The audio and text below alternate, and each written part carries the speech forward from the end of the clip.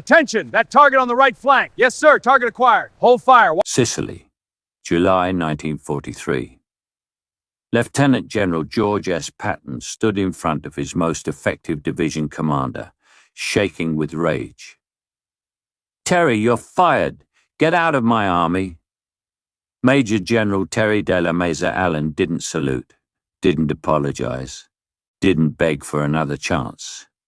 He looked Patton in the eye and said, "My division took every objective you gave us. We bled for every yard. My men fought like hell, and you know it." "Your men fight like criminals," Patton shot back. "They're undisciplined, insubordinate, and barely controllable. They don't salute. They don't wear proper uniforms. They think they're too good to follow regulations, and you encourage it." Allen's response was quiet but defiant. "They're soldiers, not parade ground mannequins. They win battles. That should be enough." It wasn't enough, not for Patton, not for the army that wanted obedient, disciplined units that looked like recruiting posters.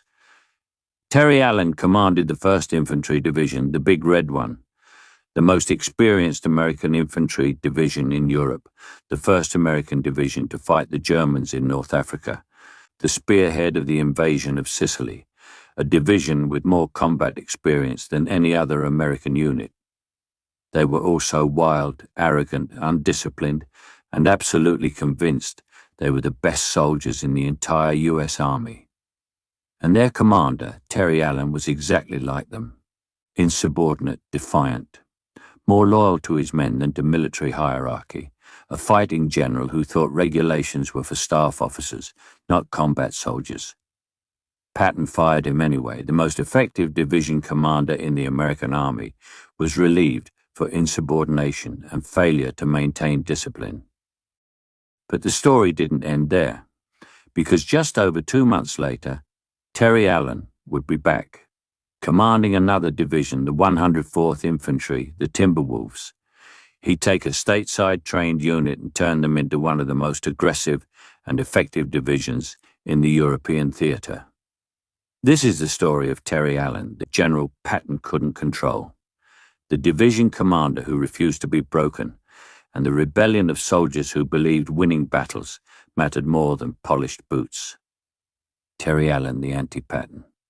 Terry de la Mesa. Allen was everything George Patton wasn't.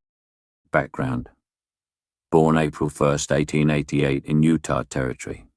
Son of an Army officer. Attended West Point, barely. He graduated in 1912 near the bottom of his class, not because he was stupid, because he didn't care about academics or regulations.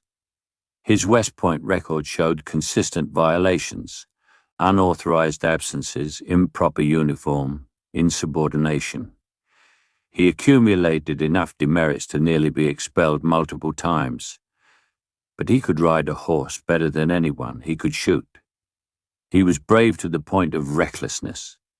He was a natural combat leader, even if he was terrible at military bureaucracy. World War I. Allen served with distinction in France, wounded multiple times, received Silver Star for gallantry, promoted to major. He fought at the front, not from headquarters. He led from the front, exposing himself to fire. His men loved him because he shared their dangers. Between the wars, Allen's career stagnated. He was passed over for promotion repeatedly. His reputation as an indisciplined maverick worked against him. The peacetime army valued order and procedure. Allen valued neither. He drank heavily, he spoke bluntly to superior officers. He ignored regulations he thought were stupid. He was almost court-martialed several times. By 1941, Allen was a colonel commanding a small unit. His career appeared to be ending in mediocrity. Then Pearl Harbor happened, and suddenly the army needed combat leaders, not bureaucrats. The transformation. In June 1942, Allen was promoted to Major General and given command of the 1st Infantry Division, the Big Red One. The division had a proud history from World War I, but needed leadership for modern combat. Allen transformed the division into a reflection of himself, aggressive, undisciplined, fiercely proud, and absolutely convinced of their superiority. This would make them incredibly effective in combat and incredibly difficult to control. The Big Red One, proud, arrogant, effective. The 1st Infantry Division under Terry Allen developed a unique culture. Combat first, everything else second. Allen's philosophy was simple. A soldier's job is to close with and destroy the enemy. Everything else is secondary. This meant combat training was intensive and realistic, but parade ground drill, uniform standards, military courtesy, these were neglected or ignored. 1st Division soldiers often didn't salute officers. They wore non-regulation gear, they looked scruffy compared to other divisions, they acted like they owned whatever territory they occupied. But they fought like demons. The rivalry. The 1st Division believed they were better than every other American unit. They'd fought in North Africa when most divisions were still training stateside. They had combat experience when others had theory. This created intense rivalry with other divisions, particularly the 3rd Infantry Division commanded by General Lucien Truscott. 1st Division and 3rd Division soldiers would brawl when they encountered each other in rear areas. Allen encouraged this pride. He believed unit pride was essential to combat effectiveness. If his soldiers thought they were the best, they'd fight to prove it. The Allen style. Allen led from the front. He was often at battalion or even company command posts during combat, far forward for a division commander. He wore non-regulation gear himself, a rumpled uniform, an old cavalry hat, sometimes just a windbreaker. He looked more like a sergeant than a general. He drank with his officers. He used profane language. He told senior commanders exactly what he thought, diplomatic language be damned. And his division followed his example in everything. North Africa, baptism by fire. November 1942. Operation Torch. The Allied invasion of North Africa. The 1st Division was part of the assault force, their first combat against German forces since World War I. The learning curve. Initial combat was rough. American forces were inexperienced. They made mistakes. The Germans, veterans of years of combat, took advantage. At Kasserine Pass in February 1943, American forces were routed. The 1st Division wasn't directly involved in the worst of the disaster, but they learned the same lesson everyone did. German forces were professional, experienced, and deadly. The adaptation. Allen drove his division hard, training intensified. Lessons from combat were incorporated immediately. The 1st Division learned faster than most units because Allen prioritized practical combat skills over everything else. By spring 1943, the 1st Division was battle-hardened and effective. They'd fought at Gafsa, El Gueta, and the final assault on Tunis. They'd proven themselves against German forces, but they'd also developed a reputation for being hard to control. The incidents. 1st Division soldiers got into massive brawls with British troops in rear areas. They looted. They ignored orders to stay in designated areas. They acted like conquerors in towns that were supposed to be Allied friendly.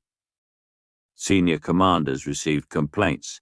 The 1st Division was effective in combat, but caused problems everywhere else. Allen's response was essentially, "My men fight. If you want them to act like garrison soldiers, don't send them to combat."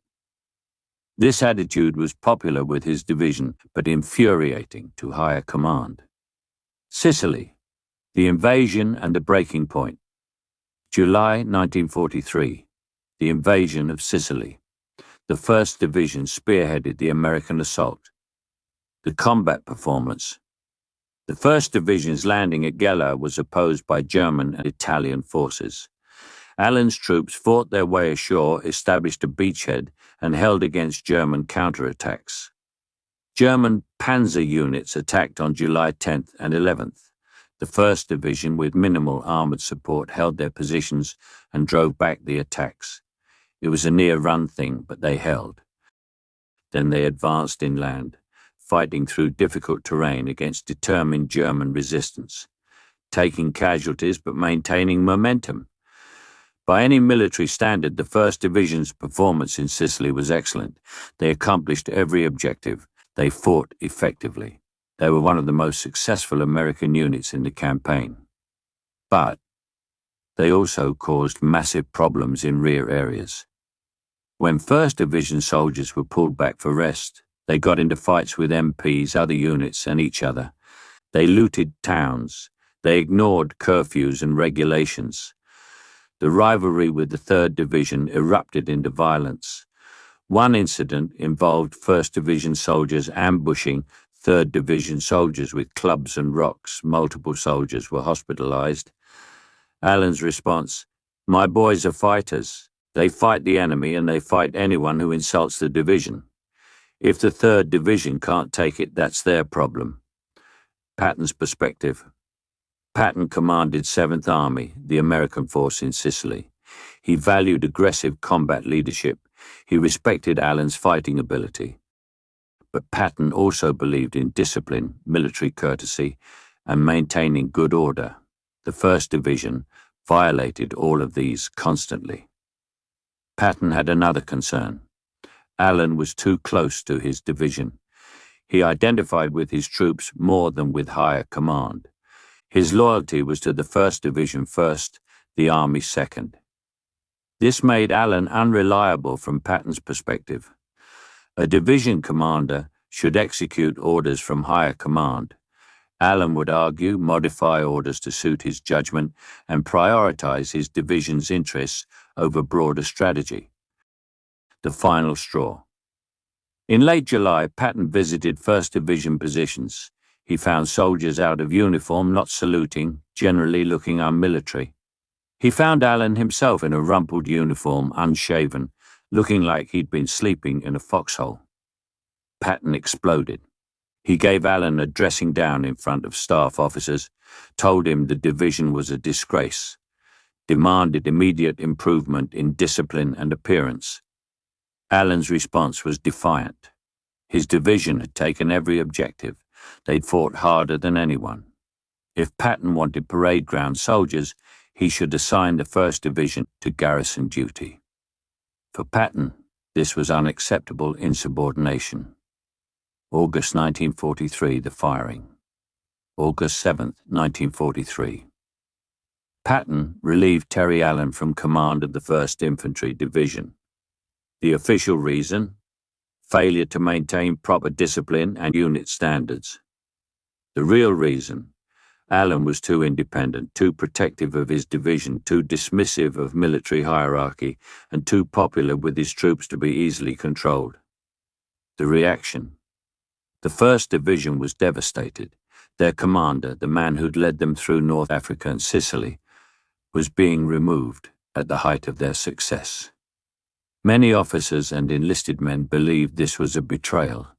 They'd accomplished every mission, they'd bled for every objective, and their reward was having their commander fired. Some officers threatened to resign. Some enlisted men discussed refusing to serve under a new commander. Allen prevented this. He addressed the division: "You're soldiers. You follow orders. Your new commander will lead you well. Continue to fight like you've always fought. Make the big red one proud." Then he left, ended his command of the division he'd shaped and led for over a year. Allen's own reaction. Allen was bitter but not broken. He believed he'd been fired for insubordination, not incompetence. He believed military bureaucracy had prioritized appearance over effectiveness. But he also believed he'd get another chance. The army needed combat leaders. The war was far from over. Someone would recognize that winning battles mattered more than polished boots. He was right. But he'd only have to wait 2 months. The 1st Division after Allen, the 1st Division got a new commander, Major General Clarence Huebner. Hubner was everything Allen wasn't, a by-the-book officer who valued discipline, order, and military procedure. The transformation. Hubner immediately cracked down on the 1st Division's undisciplined behavior. He enforced uniform standards, he demanded saluting, he court-martialed soldiers who caused trouble in rear areas. The 1st Division hated it. They considered Hubner a martinet who didn't understand combat soldiers. But Hubner was also a competent commander. He led the division through D-Day, the Normandy campaign, and into Germany. The 1st Division continued to be effective in combat. The question: did the 1st Division need to be fixed? Were they more effective under Hubner's discipline or Allen's permissive leadership? The answer is complicated. Under Hubner, the division caused fewer problems in rear areas and maintained better relationships with other units and higher command. But did this make them better soldiers? Veterans of the division were split. Some appreciated Hubner's leadership. Others believed Allen's approach, prioritizing combat effectiveness over appearance, was better suited to war. What's clear is that Allen's firing sent a message.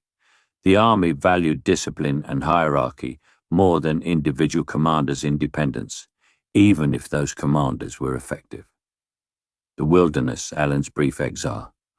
August to October 1943, just 2 months.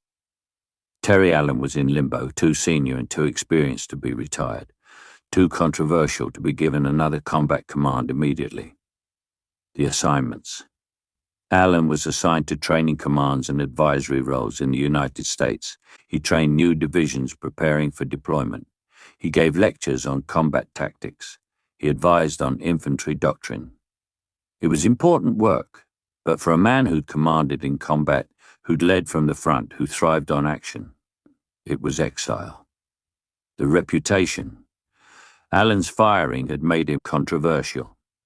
Some Army leaders considered him a cautionary tale, a talented officer who'd let indiscipline destroy his career. Others considered him a victim of higher command's obsession with appearance over substance. Allen didn't help his case. He continued to drink heavily. He continued to speak bluntly about what he considered the Army's misplaced priorities. He didn't play the political games necessary to rehabilitate his reputation. The opportunity. In October 1943, the Army had a problem. The 104th Infantry Division, the Timberwolves, had been training stateside for over a year.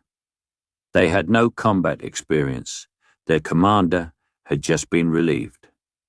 The division needed a combat-experienced commander who could prepare them for frontline service quickly. Someone who understood modern combat. Someone who could transform a stateside trained division into an effective fighting force. The Army looked at available general officers. Someone suggested Terry Allen, and the reaction was mixed. Allen was controversial. He'd been fired for lack of discipline. Was he the right choice? But Allen had one undeniable qualification. He knew how to fight, and the 104th was going to need that knowledge. On October 15, 1943, Terry Allen was given command of the 104th Infantry Division. He had 11 months to prepare them for combat in Europe. The 104th Infantry Division, the Timberwolves. The 104th Infantry Division was everything the 1st Division under Allen wasn't at first glance. The background. Activated in September 1942.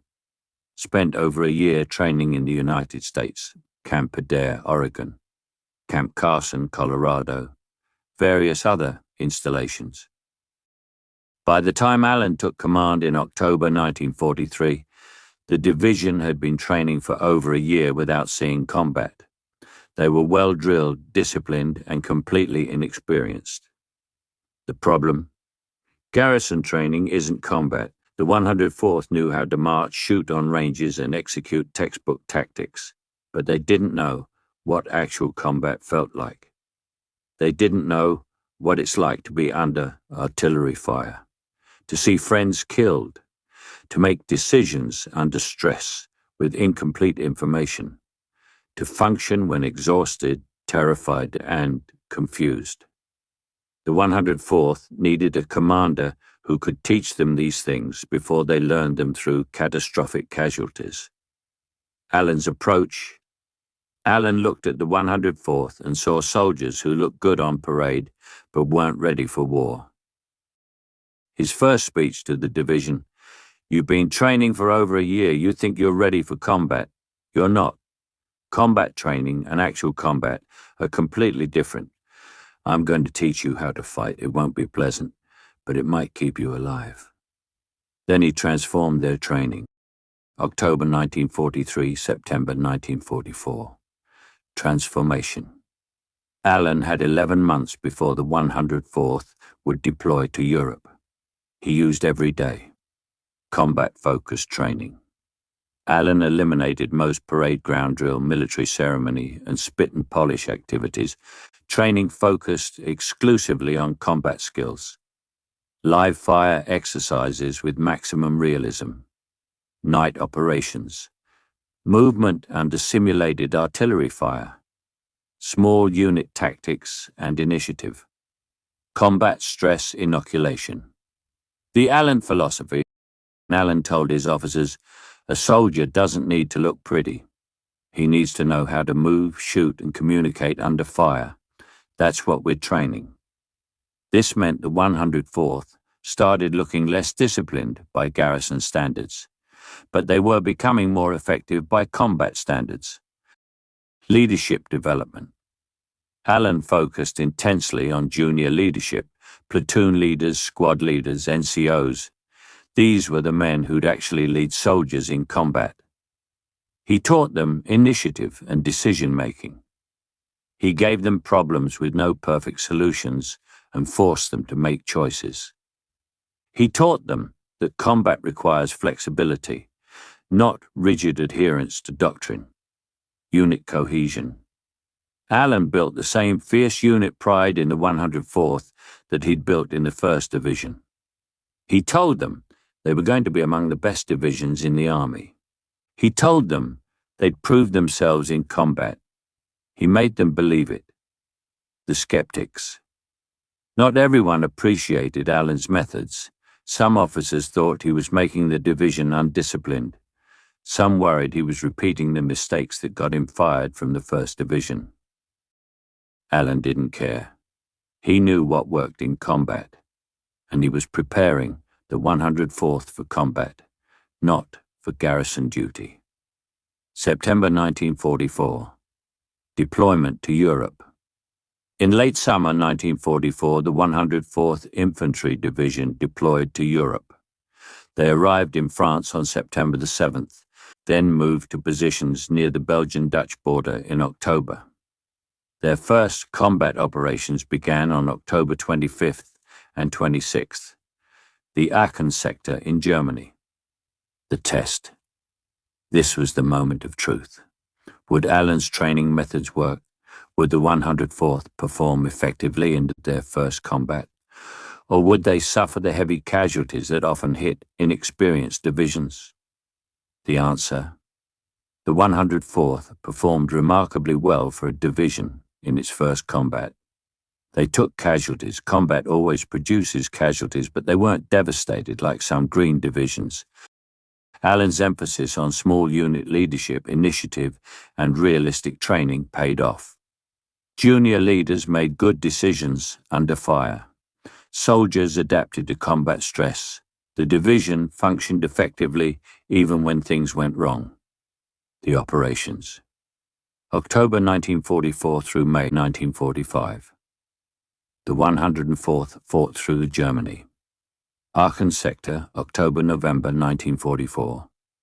Eschweiler, November 1944. The Roer River crossings, February 1945. Rhineland campaign, March 1945. Ruhr Pocket, April 1945. Final advance to the Elbe River, May 1945. The division was continuously in combat for over 6 months. They advanced aggressively, captured key objectives like parts of Cologne, and earned a reputation as one of the most effective divisions in the European theatre. Allen's leadership. Allen commanded from the front just as he had with the 1st Division. He was often at battalion command posts. He exposed himself to fire. He shared his soldiers' dangers. He maintained the same philosophy. Combat effectiveness mattered more than spit and polish. His division looked rough by garrison standards but fought superbly. The vindication. The 104th's success vindicated Allen's approach. He'd taken a division with no combat experience and transformed them into an elite fighting force in 11 months. His methods, prioritizing combat skills over appearance, encouraging initiative over rigid discipline, building unit pride, worked exactly as he'd predicted. The contrast: 2 divisions, 1 commander. Terry Allen commanded 2 divisions in World War II, the 1st Infantry Division 1942 to 1943, and the 104th Infantry Division 1943 to 1945.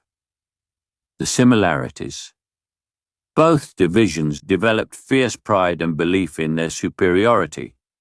Both prioritized combat effectiveness over military appearance. Both were led by commanders who emphasized initiative and small unit leadership. Both became highly effective fighting forces. The difference? The 1st Division's indiscipline in rear areas caused problems that eventually led to Allen's relief. The 104th avoided these problems to a greater degree. Why? Possible explanation 1. Allen learned from his experience. He maintained combat focus, but managed rear area behavior better with the 104th. Possible explanation 2. The 1st Division's culture was established before Allen took command, and he amplified it. The 104th's culture was created by Allen from scratch, so he could shape it more carefully. Possible explanation 3. By late 1944, the Army was more tolerant of aggressive combat divisions because the war's endgame required maximum combat effectiveness. Possible explanation 4. The 104th spent less continuous time in rear areas. They deployed in September 1944 and were in near-continuous combat until May 1945. The truth is probably a combination of all these factors. The Patton question: why couldn't he control Allen?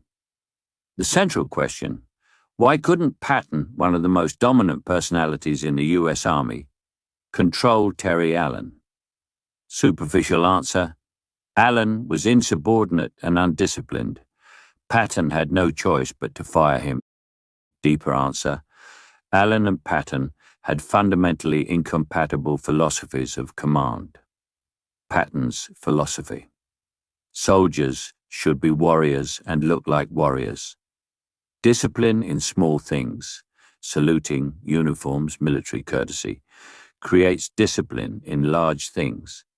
Following orders in combat, maintaining unit cohesion under stress. A properly disciplined army fights better because discipline creates order, and order creates effectiveness.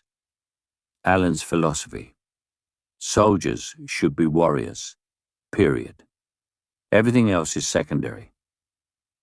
Discipline in small things often has nothing to do with combat effectiveness. Energy spent on appearance and military courtesy is energy not spent on combat training. A properly trained army fights better because training creates skills, and skills create effectiveness. The incompatibility: both philosophies have merit. Both produce effective soldiers, but they're incompatible within the same command structure. Patton couldn't accept Allen's approach because it violated Patton's fundamental belief that discipline equals effectiveness. Allen couldn't accept Patton's demands because they violated Allen's fundamental belief that combat skills matter more than appearance. The deeper issue: Allen was loyal to his division first, the Army second. Patton demanded loyalty to the Army first, division second. When Patton gave Allen orders that Allen thought were wrong or that would harm his division, Allen would argue, modify, or resist. To Patton, This was unacceptable insubordination. To Allen, this was a commander's duty, protecting his troops and exercising professional military judgment. Neither was entirely wrong. Neither was entirely right. The Army's dilemma, Allen's type. Terry Allen represented a type the Army struggled with. The brilliant, insubordinate combat leader. The pattern. Military history is full of brilliant commanders who were difficult to control. Ancient Alcibiades Athens, who was brilliant but unreliable. Revolutionary War. Benedict Arnold before his treason, who was America's best combat general but constantly feuded with superiors. Civil War. Nathan Bedford Forrest, who terrorized Confederate bureaucracy as much as Union forces. World War I, Billy Mitchell, who was right about air power but insubordinate in advocating for it. World War II, Terry Allen, Curtis LeMay later, and others. The Army's challenge. Do you tolerate brilliant but difficult commanders because they win battles? Or do you enforce discipline and hierarchy even if it means losing effective leaders? The answer usually depends on circumstances. In desperate times, tolerate difficult commanders. Winning matters more than hierarchy. Revolutionary War. America needed Benedict Arnold's combat skills. World War II needed Terry Allen and Curtis LeMay. In stable times, enforce discipline. Hierarchy and order matter more than individual brilliance when survival isn't at stake. The problem. Determining when to tolerate insubordination and when to enforce discipline is a judgment call, and different commanders make different judgments. Patton believed Sicily in 1943 wasn't desperate enough to tolerate Allen's behavior. He may have been right. Sicily was successful. The war was turning in the Allies' favor, and maintaining discipline seemed more important than protecting one difficult commander. But giving Allen command of the 104th in 1943 suggests the Army recognized it had been too hasty in sidelining him. They needed his combat expertise more than they needed perfect discipline. The soldier's perspective. What did Allen's men think? To understand Allen's legacy, listen to the soldiers who served under him. 1st Division veterans. Most loved Allen. They believed he cared about them, trained them properly, and led them effectively. The fact that he was fired for defending the division's culture only increased their loyalty. General Allen was one of us, one veteran said. He didn't care about the bullshit that staff officers worried about, and he cared about whether we could fight and whether we survived. That's what mattered. When General Allen got fired, we knew it was because he stood up for us. He wouldn't let Patton turn us into toy soldiers. He paid for that with his command. 104th Division veterans also loved Allen, but differently. They recognized he'd transformed them from garrison soldiers into effective combat troops. General Allen saved lives, one 104th veteran said. His training was hard. He worked us like dogs. But when we hit combat, we knew what to do. Other divisions learned through casualties. We learned through training. That's why we had lower casualties than divisions that looked prettier on parade. The common theme. Allen's soldiers believed he prioritized their lives and combat effectiveness over everything else. This created intense loyalty. They didn't care that he was insubordinate to higher command. They cared that he was effective at getting them through combat alive. The counterfactual. What if Allen hadn't been fired? What if Patton hadn't fired Allen after Sicily? What if Allen had continued commanding the 1st Division through Italy, D-Day, and into Germany? Possible scenario 1. Continued problems. Allen's approach to discipline might have created bigger problems as the war continued. The 1st Division's rivalry with other divisions might have escalated. Allen's insubordination might have caused operational problems. Patton's decision to fire him might have prevented worse problems later. Possible scenario 2.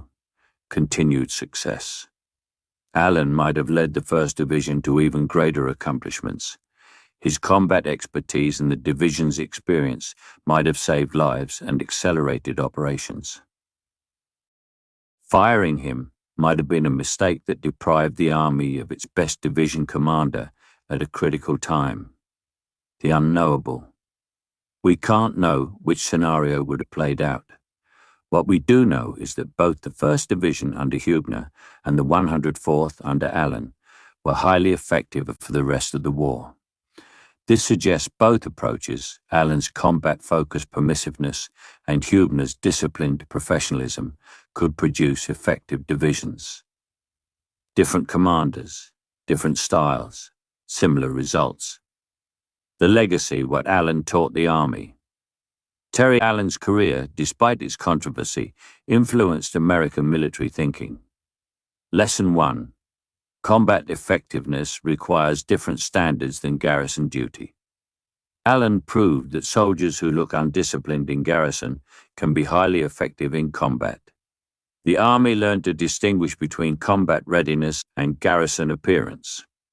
Lesson 2. Initiative matters more than rigid adherence to doctrine. Allen's emphasis on teaching junior leaders to make decisions paid off. Modern U.S. Army doctrine emphasizes initiative and decentralized decision-making, partly because leaders like Allen proved it works. Lesson 3. Unit cohesion and pride are force multipliers. Allen's divisions fought harder because they believed they were the best. Modern military training emphasizes building unit cohesion and pride for exactly this reason. Lesson 4. Combat leaders and garrison leaders need different skills. The Army learned to distinguish between commanders who excel in combat and commanders who excel in administration. Both are necessary, but they're different jobs requiring different people. Allen was brilliant in combat. He was terrible at administration and peacetime military hierarchy. Recognizing this distinction helps the Army use commanders appropriately. After the war, Allen's final years. Terry Allen retired from the Army in 1946. He was 58 years old in poor health from years of combat stress and heavy drinking. Retirement. Allen lived quietly in El Paso, Texas. He occasionally spoke at military events. He avoided the limelight, so he died on September the 12th, 1969, at age 81. The recognition. Allen received multiple decorations for his World War II service, Distinguished Service Cross, Silver Star, multiple awards, Legion of Merit, Purple Heart, multiple wounds.